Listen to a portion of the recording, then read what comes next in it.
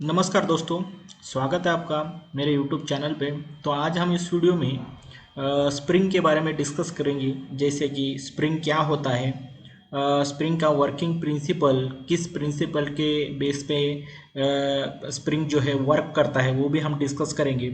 और उसके बाद में हम डिस्कस करेंगे कि कितने टाइप ऑफ स्प्रिंग है जो कि हम ऑटोमोबाइल सेक्टर में या अदर सेक्टर में जो है हम डिफरेंट डिफरेंट स्प्रिंग कैसे यूज़ करते हैं। और स्प्रिंग के मटेरियल के बारे में भी डिस्कस करेंगे और एडवांटेज और डिसएडवांटेज भी हम डिस्कस करने वाले हैं। तो वीडियो को अगर आपने मतलब अभी तक लाइक नहीं किया तो लाइक भी कर दीजिए, और चैनल को सब्सक्राइब नहीं किया तो सब्सक्राइब भी कर लीजिए। ओके, तो चलो शुरू करते हैं।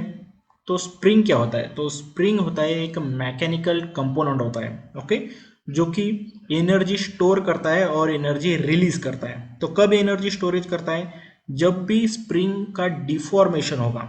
डिफॉर्मेशन यानी वो स्ट्रेच होगा, कॉम्प्रेस होगा या ट्विस्ट होगा। जब भी उसका डिफॉर्मेशन होगा तब उसमें एनर्जी स्टोर्ड होगी, ओके। और जब भी हम उसका मतलब जो भी फोर्स हम रिलीज करेंगे या लोड उस पर का रिलीज करेंगे, तब वो ओरिजिनल शेप या साइज में वो फिर से आ जाएगा। क्योंकि जो स्प्रिंग है वो है एक इलास्टिक कंपोनेंट, ओके। सो वो उसकी जो प्रॉपर्टी है वो है इलास्टिक प्रॉपर्टी। मतलब जब भी हम उस पे जो लोड अप्लाइड अप्लाइड लोड जो रहेगा, वो जब भी हम उसको रिलीज करेंगे तब वो ओरिजिनल शेप में आ जाएगा, ओके। तो स्प्रिंग जो है वो स्प्रिंग का जो एप्लीकेशन है, मतलब स्प्रिंग हम किस लिए यूज़ करते हैं? स्प्रिंग को हम as a force providing element भी यूज़ करते हैं, एज अ सपोर्ट एलिमेंट भी यूज़ करते हैं, और एज अ कंट्रोल मूवमेंट भी मैं कुछ कंट्रोल मूवमेंट की तरह भी हम स्प्रिंग को यूज़ कर सकते हैं, ओके। क्योंकि यहाँ पे जो है स्प्रिंग का जो डिस्प्लेसमेंट है जो with respect to force, okay, जब भी हम स्प्रिंग पे फोर्स लगाएंगे, मतलब इस साइड में, ओके, तो मैं यहाँ पे पॉइंटर, ओके, तो जब भी हम स्प्रिंग पे फोर्स लगाएंगे तो इसका डिस्प्लेसमेंट होगा। तो यही इसका एक मेन एडवांटेज है दोस्तों, जहाँ की कंट्रोल मूवमेंट में, ओके। तो हम वो आगे देखेंगे। और जो इसका जो वर्किंग प्रिंसिपल है जो स्प्रिंग का, वो based on the hooks law है, ओके। तो यहाँ पे आप देख सकते हैं डिफरेंट डिफरेंट स्प्रिंग्स है, tension spring, compression spring, torsion spring और स्पाइरल स्प्रिंग, ओके। अगर टेंशन स्प्रिंग की बात करेंगे तो यहाँ पे हम टेंशन फोर्स अप्लाई करते हैं या लोड अप्लाई करते हैं, तो इसका जो है लेंथ जो है वो बढ़ जाएगा, okay, while loading condition. Compression spring में इसका लेंथ कम हो जाएगा, यानी कि ये कॉम्प्रेस हो जाएगा, ओके। और टॉर्शन स्प्रिंग में ये जो होगा वो ट्विस्ट होगा।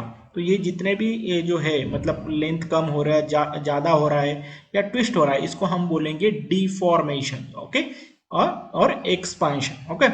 तो यहाँ पे अगर देखते हो आप, तो ये रिमोट में जब हम जो है वो सेल लगाते हैं या बैटरी लगाते हैं, तो यहाँ पे जो होता है ये होता है कॉम्प्रेशन स्प्रिंग, ओके। तो चलो डिस्कस करते हैं कि ये जो स्प्रिंग है ये कैसे वर्क करता है। तो ये जो वर्क करता है ये करता है हुक्स लॉ पे, जो है वर्किंग प्रिंसिपल पे काम करता है। तो हुक्स लॉ क्या कहता है? कि हुक्स लॉ कहता है कि force is directly proportional to the displacement, okay. तो इलास्टिक बॉडी, ओके, तो स्प्रिंग जो हुक्स लॉ है वो फोकस करता है इलास्टिक कंपोनेंट पे, okay. So within elastic limit जो फोर्स होता है, ओके, फोर्स होता है वो डायरेक्टली प्रोपोर्शनल होता है डिस्प्लेसमेंट। यहाँ पे एफ हो गया force applied on the spring, और एक्स हो गया स्प्रिंग का डिस्प्लेसमेंट, यानी कि स्प्रिंग जो ओरिजिनल लेंथ थी उससे कितना बड़ा, ओके। तो यहाँ पे अगर देखिए तो ये ओरिजिनल लेंथ पे ये था, और वहाँ पे जो था इसका एक्स डिस्प्लेसमेंट हो गया, यानी कि इतनी लेंथ जो है स्प्रिंग की बढ़ गई, ओके। अगर मैं फोर्स डबल कर देता हूँ तो उतना ही ज़्यादा जो है वो उसका डिस्प्लेसमेंट भी बढ़ जाएगा, ओके। तो यही हुक्स लॉ कहता है कि force is directly proportional to x, यानी डिस्प्लेसमेंट, यानी कि जितना ज़्यादा हम फोर्स बढ़ाएंगे उतना ज़्यादा स्प्रिंग का डिस्प्लेसमेंट होगा, ओके। तो यहाँ पे के यानी के जो है वो है स्प्रिंग कांस्टेंट, जो कि हमें बताता है कि स्टीफनेस, ओके। तो वो बताता है कि हमारी स्प्रिंग की स्टीफनेस कितनी है, ओके, मतलब उसको कितना ज़्यादा हम उसको वो एक्सपांशन हो सकता है, यानी कि स्टीफनेस। ओके, तो वही जो स्टीफनेस होता है स्प्रिंग का, वो मटेरियल पे डिपेंड करता है, स्प्रिंग का कौन सा मटेरियल है और कितना ज़्यादा वो एक्सपांशन हो सकता है। इलास्टिक मतलब उसका original after releasing the force वो ओरिजिनल शेप में कब आ जाएगा। ओके, तो वही उसका इलास्टिसिटी होता है, और स्टीफनेस वही बताता है कि ये कितना ज़्यादा यहाँ मतलब हम इसको एक्सपांड कर सकते। ओके, तो यहाँ पे जो माइनस साइन देख रहे हैं, ये माइनस साइन होता है क्योंकि यहाँ पे जो आप जब भी हम इसको फोर्स लगा के मतलब टेंशन में लाएंगे तो इसका लेंथ बढ़ेगा, तो इसमें साइमल इसमें जो है पैरेलल इसमें क्या होगा कि स्प्रिंग में जो है वो रिस्टोरिंग फोर्स जनरेट होगा, मतलब स्प्रिंग जो है वो वापस अपनी पोजीशन में आना चाहेगी। ओके, तो उसके लिए अपोजिट फोर्स लगता है, जो कि इनसाइड होता है, मतलब स्प्रिंग के अंदर से एक अपोजिट फोर्स जनरेट होता है, और उसको बोलते हैं हम रिस्टोरिंग फोर्स, जो कि अपोजिट डायरेक्शन में होता है। तो वही अपोजिट डायरेक्शन में होता है, इसलिए माइनस साइन दिया है। ओके, तो यहाँ पे हमने डिस्कस कर लिया कि हुक्स लॉ क्या होता है और स्प्रिंग उसके हिसाब से वर्क करता है। ओके, तो अभी हम डिस्कस करेंगे कि स्प्रिंग के कितने टाइप है। तो स्प्रिंग जो है चार कैटेगरीज में डिवाइडेड हो गई है: helical spring, leaf spring, disc spring और स्पेशल पर्पस स्प्रिंग होते हैं। ओके, तो इनमें भी बहुत सारे टाइप आते हैं, वो भी हम डिस्कस करेंगे। तो चलो शुरू करते हैं विद हेलिकल स्प्रिंग से। ओके, तो हेलिकल स्प्रिंग में जो है वो आता है compression spring, extension spring, torsion spring और स्पाइरल स्प्रिंग। तो जो यहाँ पे जो कॉम्प्रेशन स्प्रिंग है, तो ये आप जनरली देखोगे टू व्हीलर का जो सस्पेंशन होता है उसमें जो है ये कॉम्प्रेशन स्प्रिंग यूज किए जाते हैं। ओके, और ये जो इंजन के वॉल्स होते हैं वहाँ पे भी ये कॉम्प्रेशन स्प्रिंग यूज किए जाते हैं। यहाँ पे जो है वो कॉम्प्रेसिव फोर्स है, इसलिए कॉम्प्रेशन स्प्रिंग है। ओके, बॉल पेन में भी देखोगे आप तो कंप्रेशन स्प्रिंग होता है, रिमोट्स में भी कंप्रेशन स्प्रिंग होता है, या कहीं पे भी आप वेटिंग मशीन में भी कंप्रेसिव स्प्रिंग होता है, कुछ कुछ वेटिंग मशीन्स में। ओके, तो एक्सटेंशन स्प्रिंग, जो एक्सटेंशन स्प्रिंग है ये कुछ ऐसा होता है जो जहाँ पे जो है टेंशन मतलब दिया हुआ है ऑन द स्प्रिंग। ओके, तो टेंसाइल फोर्स यहाँ पे रहता है। ओके, तो ये जो एक्सटेंशन स्प्रिंग है या टेंशन स्प्रिंग, ये जो है जनरली पुल लीवर्स में, जॉ पिलर्स और वेटिंग मशीन्स में भी होता है। ओके, और टॉर्शन स्प्रिंग कुछ इस तरह से होते हैं। ओके, जहाँ की दोनों साइड से फोर्स अप्लाइड होता है। ओके, तो ये जो है ये डोर सिस्टम और क्लिप बोर्ड में ये टॉर्शन स्प्रिंग यूज होते हैं। स्पाइरल स्प्रिंग, ये स्पाइरल स्प्रिंग जो है ये वॉचेस में, टॉय और सीट रिक्लाइनर में भी ये मतलब इस तरह की जो स्प्रिंग्स होते हैं स्पाइरल स्प्रिंग ये यूज होते हैं। Okay, type of the lip spring. So lip spring में जो है 5 टाइप आते हैं। तो लिप स्प्रिंग आपने जनरली ये देखा होगा कि हेवी ड्यूटी व्हीकल्स या ट्रेन में भी आप ये देख सकते हो लिप स्प्रिंग होता है, और ट्रक्स में, ट्रैक्टर्स में, बसेस में कुछ मतलब आप लिप स्प्रिंग आप वहाँ पे हेवी व्हीकल्स में देख सकते हो। ओके, हेवी ड्यूटी व्हीकल्स जो होता है जहाँ पे बहुत ज़्यादा लोडिंग होती है वहाँ पे आप लिप स्प्रिंग देख सकते हो। तो लिप स्प्रिंग क्या होता है, एक रेक्टेंगुलर मेटल प्लेट्स होते हैं जो कि एक के ऊपर एक ऐसे लगाए दिए जाते हैं, और with the help of bolt वो जो है मतलब एक उसको स्टैक किया जाता है। ओके, तो यहाँ पे अगर देखते हो इसका जो टाइप है ये इलिप्टिकल शेप में होते हैं, इसलिए उसकी जो टाइप पांचों टाइप जो है वो उसके हिसाब से ही डिस्क्राइब हुए हैं। ओके, तो ये फुल इलिप्टिकल हो गया। Okay, full elliptical lip spring. अभी ये जो है ये 3 क्वार्टर यानी 3 क्वार्टर कंप्लीट करता है, इसलिए 3 क्वार्टर लिप स्प्रिंग।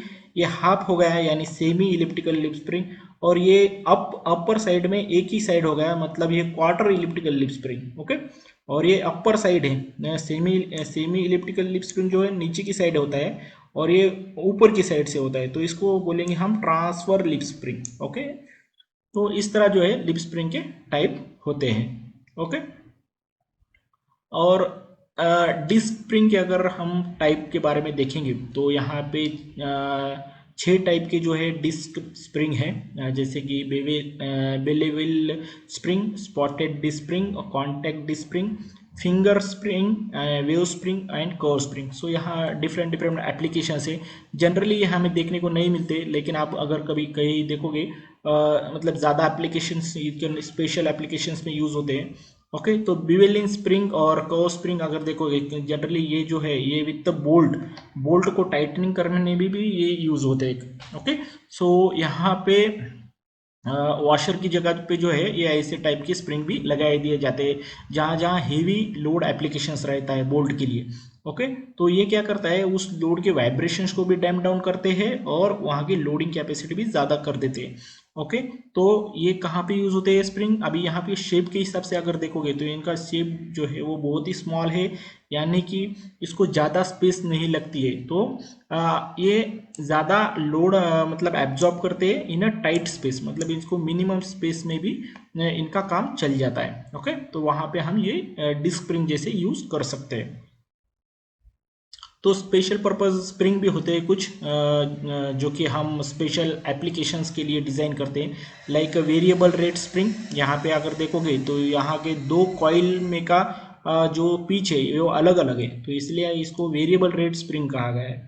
ओके, और फ्लैट स्प्रिंग भी होते हैं जो कि फ्लैट पोर्शन में, जिगजैग पोर्शन में आप देख पा रहे हो, तो ये होते हैं फ्लैट स्प्रिंग। ओके, और मशीन स्प्रिंग होते हैं जो इस तरह दिखते हैं, और मोल्डेड स्प्रिंग होते हैं जो कि रबर जो कि प्लास्टिक कंपोनेंट्स में मोल्डेड करके बनाए दिए जाते हैं। ओके, और ये हो गया सेरपेंटाइन स्प्रिंग। और जो गैस स्प्रिंग होते हैं तो ये ट्यूबुलर फॉर्म में होते हैं ऐसे, और बैलेंस स्प्रिंग जो है जो इस तरह से होते हैं।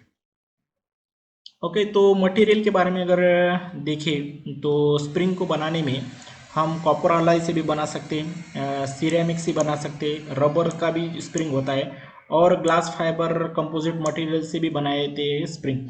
लेकिन आप जनरली अगर स्टील का जो स्प्रिंग देखते हो वो जनरली होता है स्टील अलॉय का। तो मतलब ये जो स्टील अलॉय का जो स्प्रिंग है ये मतलब जनरली आप देखो तो ऑलमोस्ट ऑल द स्प्रिंग जो है मेटल के, वो स्टील अलॉय के ही बने हुए थे। वो बहुत ही ज़्यादा स्टिफनेस प्रोवाइड करते हैं और उनके बहुत सारे एप्लीकेशंस भी है, वो मतलब वो जल्दी करोजन भी नहीं होता है। ओके, तो इस तरह से ये डिफरेंट मटेरियल है जो कि हम स्प्रिंग बनाने में यूज़ करते हैं। तो एडवांटेज की अगर बात करें तो स्प्रिंग जो है हम इसका जो मेन एडवांटेज है कि ये शॉक और वाइब्रेशन को जो है ये एब्जॉर्ब कर लेता है। ओके, तो बेटर शॉक एब्जॉर्बिंग कैपेसिटी इसकी बहुत ज़्यादा है। ओके, स्प्रिंग की, तो ये इसका बिग एडवांटेज है। ओके, और ये एनर्जी स्टोर करता है। जब भी हमें मतलब कंट्रोल मूवमेंट के लिए जो स्प्रिंग यूज़ किए तो वहाँ पे एनर्जी एब्जॉर्ब करके रिलीज करना, एब्जॉर्ब करके रिलीज करना, ये भी इसका मेन एडवांटेज है। जॉइनिंग मैकेनिज्म में भी हम इसको यूज़ करते सकते हैं, मतलब दो एंड पे अगर कुछ कंपोनेंट्स हमें मतलब दो एंड को हम ज्वाइन करने के लिए भी यूज़ करते हैं। अगर आप देखोगे तो स्प्रिंग के दो एंड पे अलग अलग एंड होते हैं। ओके, तो वो दो एंड आप किसी भी कंपोनेंट को ज्वाइनिंग मैकेनिज्म की तरह भी आप वो दो एंड यूज़ कर सकते हैं। और प्रोडक्ट स्टेबिलिटी मेंटेन करता है, जैसे कि मैंने आपको बताया कि वाइब्रेशन रिडक्शन करता है, तो प्रोडक्ट की स्टेबिलिटी उससे बनती है। ओके, और डिसएडवांटेज की बात करें तो ये एक्सपेंसिव होता है कुछ मशीनरीज में। ओके, तो कुछ कुछ मशीनरीज में अगर देखोगे तो स्पेशल स्पेशल पर्पस स्प्रिंग बना दिए जाते हैं, तो उस केस में जो है वो ज़्यादा एक्सपेंसिव हो जाते हैं। और अगर इसका जो अगर डिसएडवांटेज देखे तो ये lose their effect over the time.